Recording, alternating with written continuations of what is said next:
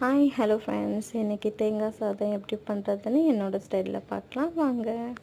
4 tablespoon of oil plus 2 tablespoon of ghee add பண்ணியிருக்கேன். அது கொஞ்சம் சூடானதும் ஒரு பிரியாணி இலை, அதுக்கப்புறமா ஆனியன் சேர்த்துக்கலாம். ஆனியன் சேர்த்து ஒரு லைட்டாக வதங்கினதுக்கப்புறமா நீங்கள் இதில் ஒரு கொத்தளவுக்கு புதினா, கொத்தமல்லி, அதுக்கப்புறமா 4 பச்சை மிளகா சேர்த்துருக்கேன். நீங்கள் அதிகமாக காரம் சாப்பிட்றதா இருந்தால் இன்னும் 2 எக்ஸ்ட்ரா சேர்த்துக்கோங்க. இதுக்கு பச்சை மிளகா இருந்தால் தாங்க இவ்வளோ டேஸ்ட்டாக இருக்கும். சில்லி பவுடர் ஆட் பண்ணால் அவ்வளோ டேஸ்ட் வராது. ஸோ அதனால் வெங்காயம் ஆட் பண்ணதும் நீங்கள் பச்சை மிளகா சேர்த்துக்கோங்க. ஒரு கட்டளவுக்கு புதினா ப்ளஸ் கொத்தமல்லி ஆட் பண்ணிவிட்டு நல்லா வதக்கிக்கலாம்.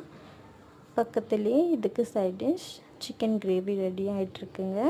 சிக்கன் கிரேவியும் தேங்காய் சாதமும் அவ்வளோ காம்பினேஷன் சூப்பராக இருக்கும். ஒரு வாட்டி ட்ரை பண்ணி பாருங்கள். அதுக்கப்புறமா ஆனியன் வதங்கந்தும் ஒரு டேபிள் ஸ்பூன் ஆஃப் சால்ட் சேர்த்துருக்கேன்.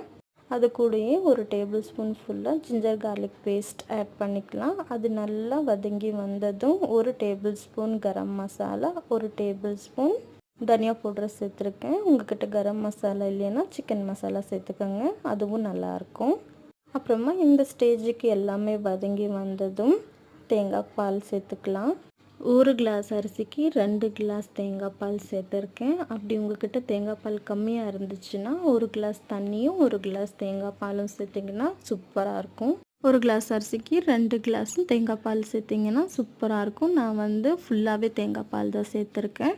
தேங்காய் பால் சேர்த்து 1-2 பாயில் வந்ததும் நீங்கள் அரிசி ஆட் பண்ணிக்கலாம். அரிசி ஆட் பண்ணிவிட்டு ஒரு பாயில் வந்ததும் நீங்கள் க்ளோஸ் பண்ணிவிட்டு சிம் ஃப்ளேமில் ஒரு விசில் விட்டு நீங்கள் இறக்குனீங்கன்னா தேங்காய் ரைஸ் ரெடி. அவ்வளோ நல்லாயிருக்கும் தேங்காய் ரைஸும் ப்ளஸ் சிக்கன் கிரேவியும். என்ஜாய்.